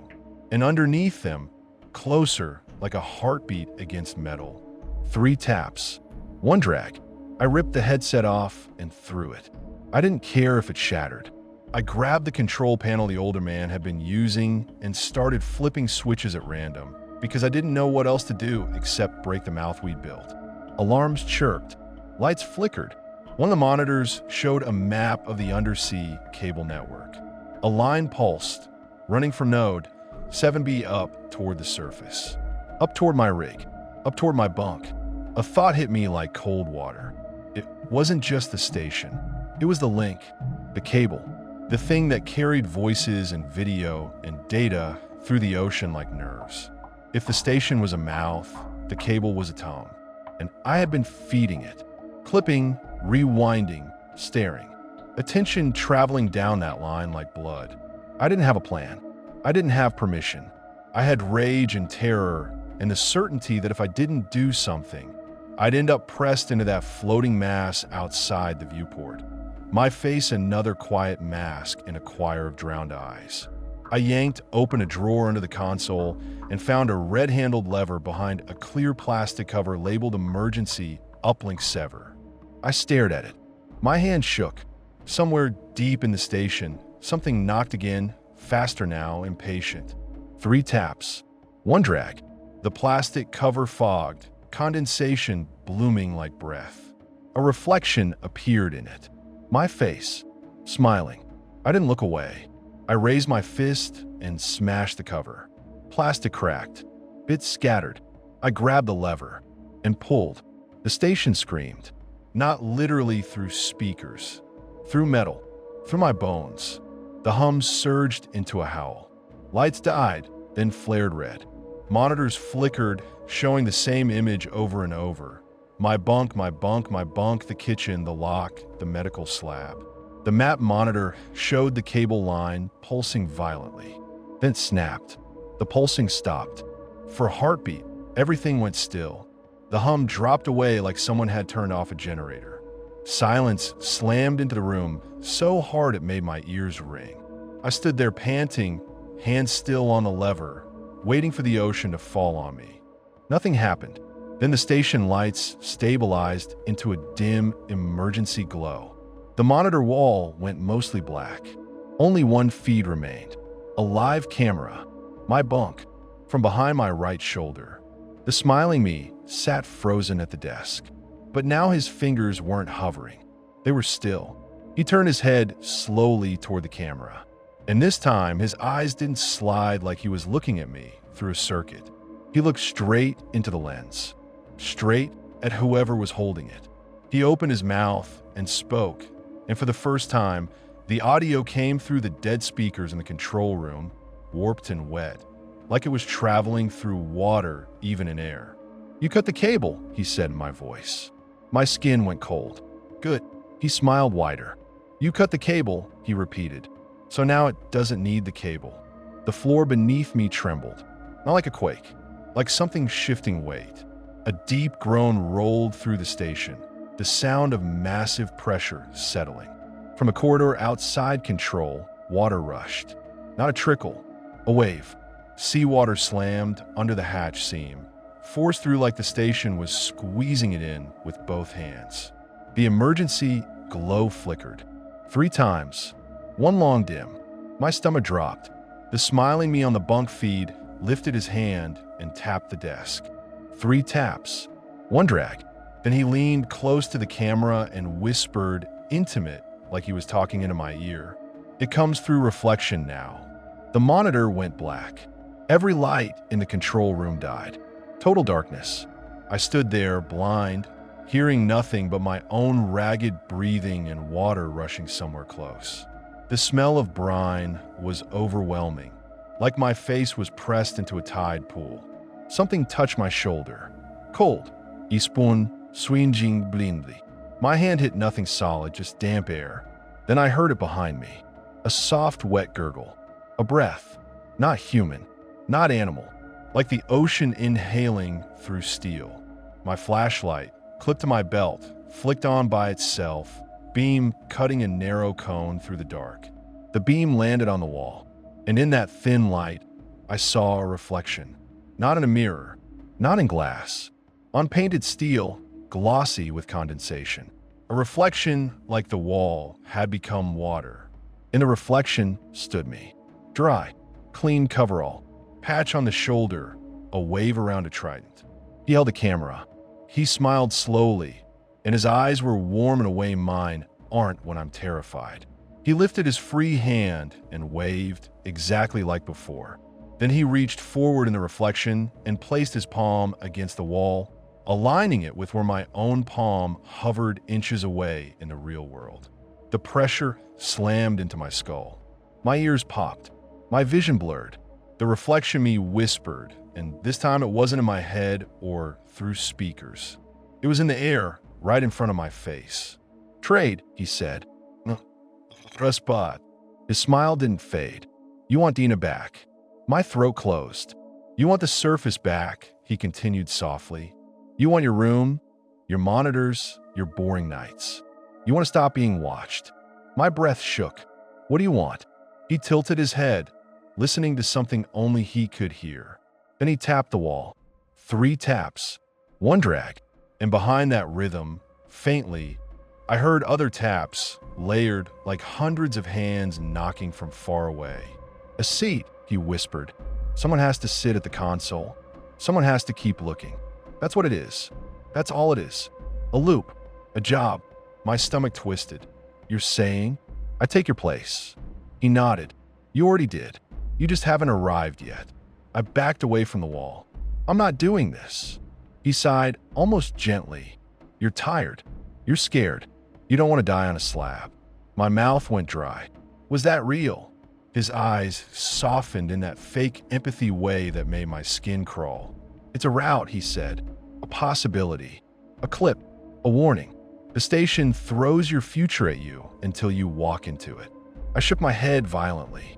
I'm leaving. The reflection me smiled sadly. Where? The flashlight beam shook as my hand trembled. The control hatch behind me creaked. The wheel began to turn by itself. Water hissed through seams. The station wasn't waiting anymore. It was closing. I ran into the corridor, flashlight beam bouncing. The passageway was flooded to my knees now, water moving with purpose, flowing the wrong direction. Uphill. Hatches lined the walls, but their wheels were sealed, immovable. The emergency lights flickered in that 3-1 rhythm, guiding me like a heartbeat. 3 quick flashes. 1 long darkness. 3. 1. It felt like a path, or like a countdown. I slammed my shoulder into one hatch labeled habitat. It didn't budge. I screamed Dina's name into the corridor until my throat bled. No answer. Only the knocks, faint but constant now, like the station had turned into a drum. 3 taps. 1 drag.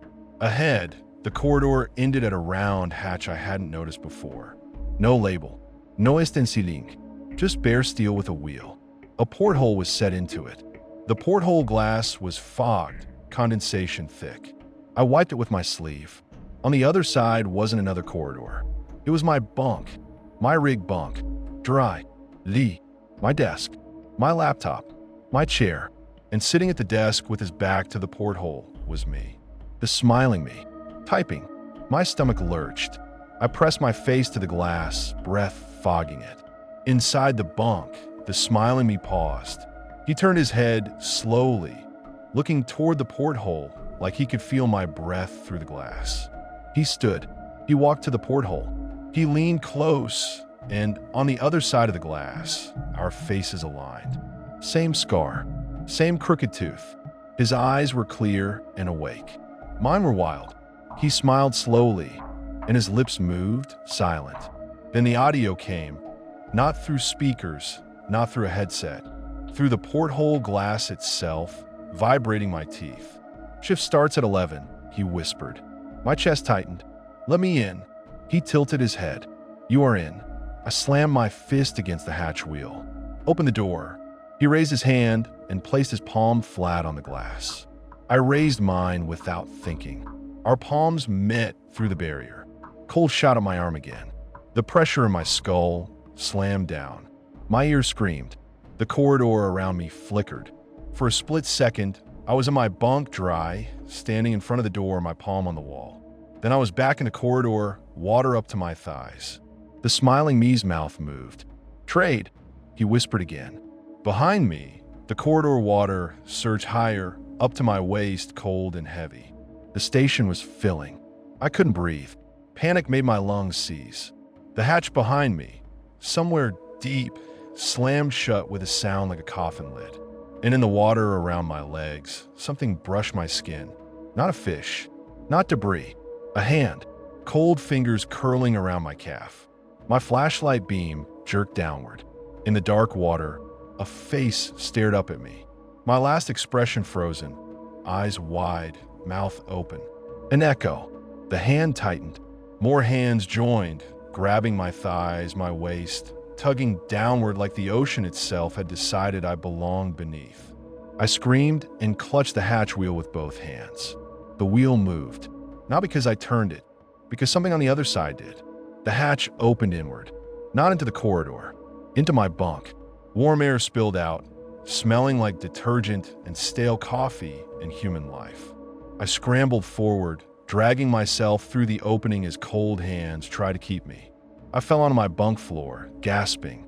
The hatch slammed shut behind me. The water noise vanished. The rig hum returned. Fluorescent lights buzzed. My chest heaved. My hands shook. My clothes were dry. Dry. I stared down at my sleeves. No thump.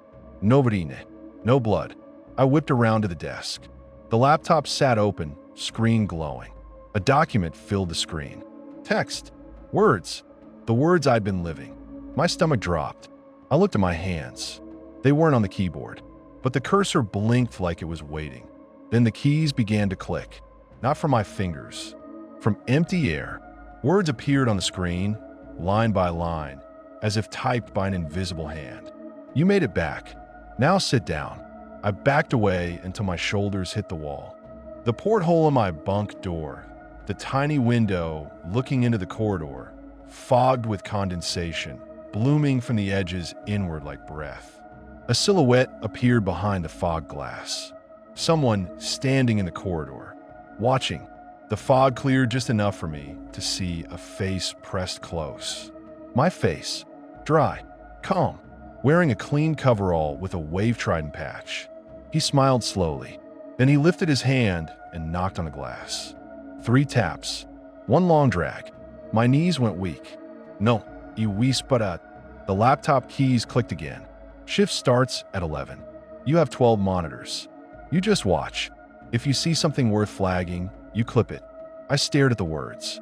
My mouth tasted like salt. I backed away from the desk toward the bunk door. The handle turned under my palm without resistance. I opened it. The corridor outside was normal rig corridor. White walls, fluorescent strips, dry deck plates. Empty. No silhouette. No folk. No smell of brine. Just the distant hum of life above water. I stood there shaking, half expecting to wake up. I looked down the corridor toward ops. I could go there.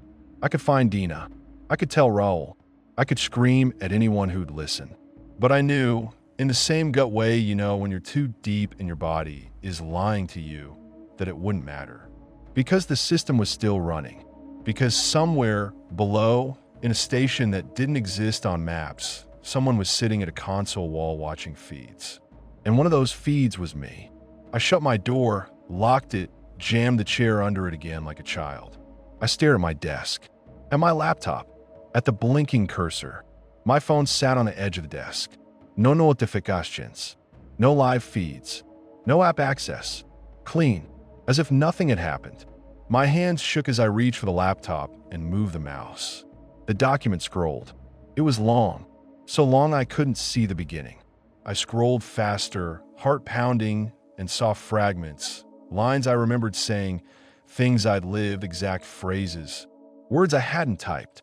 I scrolled all the way to the bottom. The last line blinked, unfinished. The person on the screen hasn't moved. I stared at it until my eyes burned. Then, slowly, with fingers that didn't feel like mine, I typed one more sentence under it. I typed it because it was true. I typed it because it was inevitable. I typed it because somewhere deep, something was listening, and attention is a hook you don't get to unswallow. I typed, next.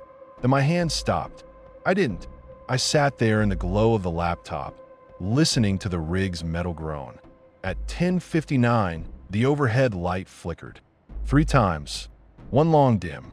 At 11 o'clock, my phone buzzed. A notification from the monitoring app. A new live feed available. I picked it up, thumb trembling, and tapped.